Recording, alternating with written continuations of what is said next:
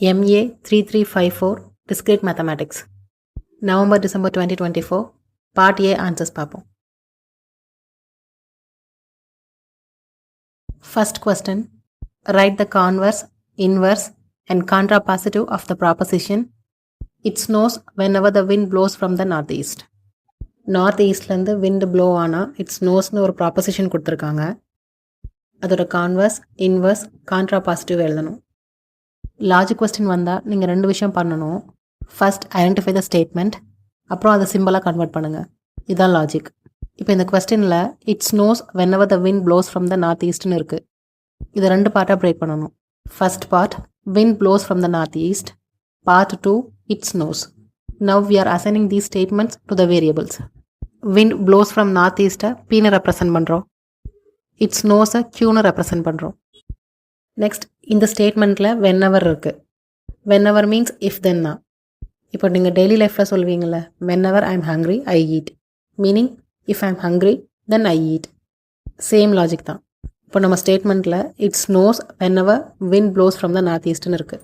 இதை நம்ம கன்வெர்ட் பண்ணணும். எப்படின்னா if wind blows from north east then it snows. இப்போ இந்த ஸ்டேட்மெண்ட்டை நம்ம லாஜிக் சிம்பிள்ஸில் எழுதுகிறோம். தட் இஸ் பி இம்ப்ளைஸ் கியூன்னு எழுதுகிறோம். நான் ஒரிஜினல் ஸ்டேட்மெண்ட் P implies Qன்னு இருக்குது. இப்போ இந்த ஸ்டேட்மெண்ட் கண்டிஷனல் ஃபார்மில் இருக்குது. இப்போ கான்வர்ஸில் எழுதணும்னா you just have to swap. So இது எப்படி எழுதுவீங்கன்னா if it snows then wind blows from north east. இன்வர்ஸ்னா ரெண்டுலையும் நாட் ஆட் பண்ணணும்.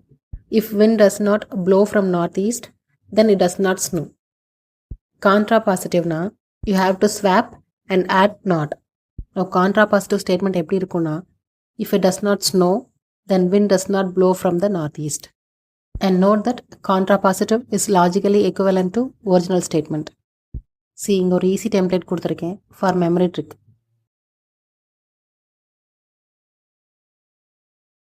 Second question, comment on the proof strategy. In a conditional statement, when the premise is false, irrespective of the truth value of the consequence, the truth value of the conditional statement is true.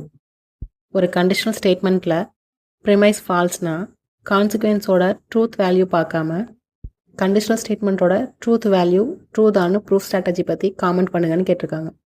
இந்த லாஜிக்கை வேக்யூஎஸ் ட்ரூத்னு சொல்லுவாங்க. Proof ஸ்ட்ராட்டஜியில் இது ஒரு valid approach. Conditional ஸ்டேட்மெண்ட்னா if P then Q, இது மாதிரியான ஒரு ஸ்டேட்மெண்ட். பீனா ப்ரிமைஸ் ஆர் ஹைபாதசிஸ், காரணம். Q means consequence or conclusion, விளைவு. இதோட ட்ரூத் டேபிளில் பி ஃபால்ஸ்னா கியூ எப்படி இருந்தாலும் அந்த ஃபுல் ஸ்டேட்மெண்ட்டும் ட்ரூ தான். இட் இஸ் கியூ ட்ரூவோ இல்லை ஃபால்ஸோ, அந்த ஸ்டேட்மெண்ட்டே ட்ரூ தான். From the truth table we can see false premise and true consequence gives true statement, and false premise and false consequence gives true statement. So P ஃபால்ஸ்னா Q எப்படி இருந்தாலும் அந்த ஃபுல் ஸ்டேட்மெண்ட்டும் ட்ரூ தான். ஒரு ஸ்டேட்மெண்ட் பாருங்கள், if 2 + 2 = 5 then I am the president. இப்போ இதில் ப்ரிமைஸ் என்ன, 2 + 2 = 5.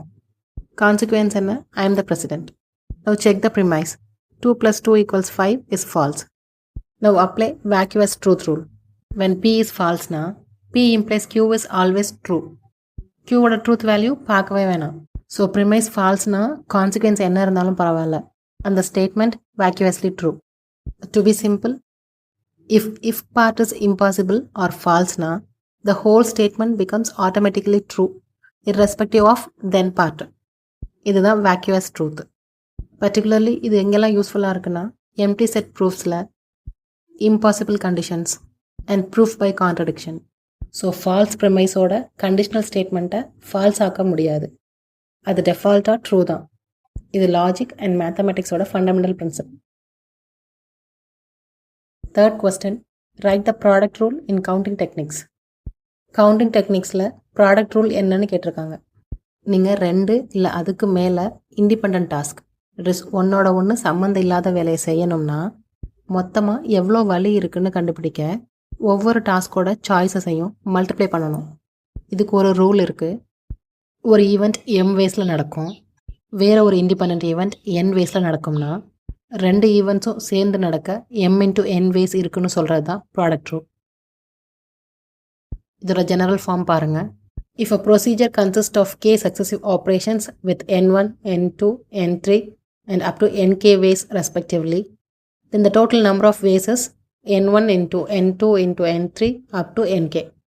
So meaning ஒரு ப்ராசஸை கம்ப்ளீட் பண்ண k ஸ்டெப்ஸ் இருந்தால் ஸ்டெப் 1க்கு n1 வேஸ் இருக்கும், ஸ்டெப் 2க்கு n2 வேஸ் இருக்கும், ஸ்டெப் 3க்கு n3 வேஸ் இருக்கும். Similarly for step k nk ways இருக்கும். டோட்டல் நம்பர் ஆஃப் வேஸ் எவ்வளோ இருக்குன்னா எல்லா ஸ்டெப்போட சாய்ஸஸை மல்டிப்ளை பண்ணணும். டு பி சிம்பிள், ஒரு காஃபி ஷாப்பில் 4 வெரைட்டி ஆஃப் காஃபி வித் 3 சைஸஸில் இருக்குது. ஒரு கஸ்டமர் எத்தனை டிஃப்ரெண்ட் வேஸில் காஃபியை சூஸ் பண்ணலாம்? இங்கே காஃபி வெரைட்டி சூஸ் பண்ண 4 வேஸ், சைஸை சூஸ் பண்ண 3 ways. So total ways 4 into 3 12 ways. Fourth question, give a formula for number of elements in the union of 3 sets. Name the principle that is useful in determining the number of elements in the union of sets. 3 செட்ஸோட யூனியனில் எவ்வளோ elements இருக்கும்னு formula கேட்டிருக்காங்க. அதுக்கு use ஆகிற பிரின்சிபலோட name என்னன்னு கேட்டிருக்காங்க. Formula for 3 sets A, B and C is given. இந்த பிரின்சிபலோட பேர் இன்க்ளூஷன் எக்ஸ்க்ளூஷன் பிரின்சிபல், சேர்த்தல் கழித்தல் கொள்கை. ஃபர்ஸ்ட் ஒவ்வொரு செட்டோட கார்டினாலிட்டிஸை ஆட் பண்ணுங்க. கார்டினாலிட்டினா ஒரு செட்டில் எவ்வளோ எலமெண்ட்ஸ் இருக்குன்னு சொல்கிறது. For example, the notation பாருங்க. Don't read it as A with bars. You have to say it as the number of elements in A or simply size of A.